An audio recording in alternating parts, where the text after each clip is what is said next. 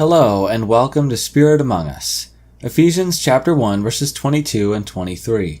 And he put all things under his feet, and gave him as head over all things to the church, which is his body, the fullness of him who fills all in all.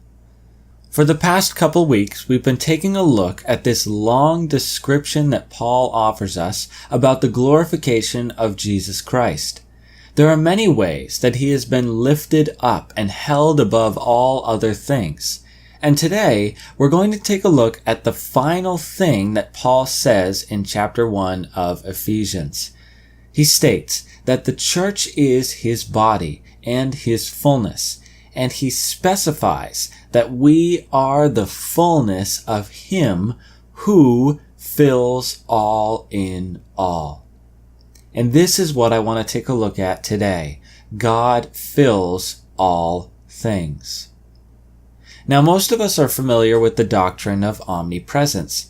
We believe that our God is in every place across the universe. There is nowhere we can go where God won't be with us. And it's for this reason that David wrote about never being able to escape from God's presence. I want to take a look at Psalm 139, verses 7 through 10. Where shall I go from your spirit? Or where shall I flee from your presence? If I ascend to heaven, you are there. If I make my bed in Sheol, you are there. If I take the wings of the morning and dwell in the uttermost parts of the sea, even there your hand shall lead me, and your right hand shall hold me. In heaven, God is there. In Sheol, God is there. Even in the very depths of the sea, God is there.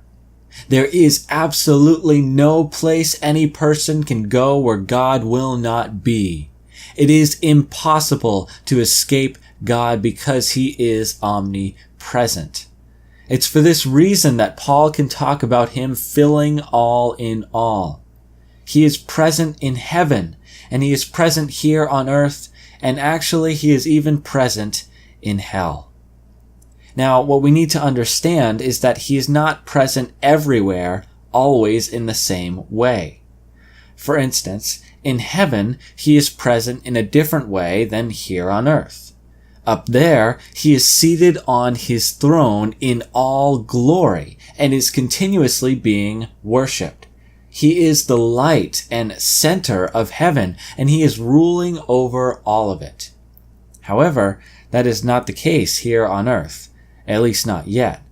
God right now is not actively seated in the world ruling over it. So therefore, he is present in a different way in heaven and here on earth. Here in this world, we know that for those of us who know him, he is with us to bless us, to guide us, to love us, to protect us, to honor us, and one day even to glorify us in him. He is present in our lives in bringing tremendous blessing. However, he is not always present to bring blessing. If he is omnipresent, then that would mean he is present in hell, but not necessarily in his fullness, and also not in a manner of blessing.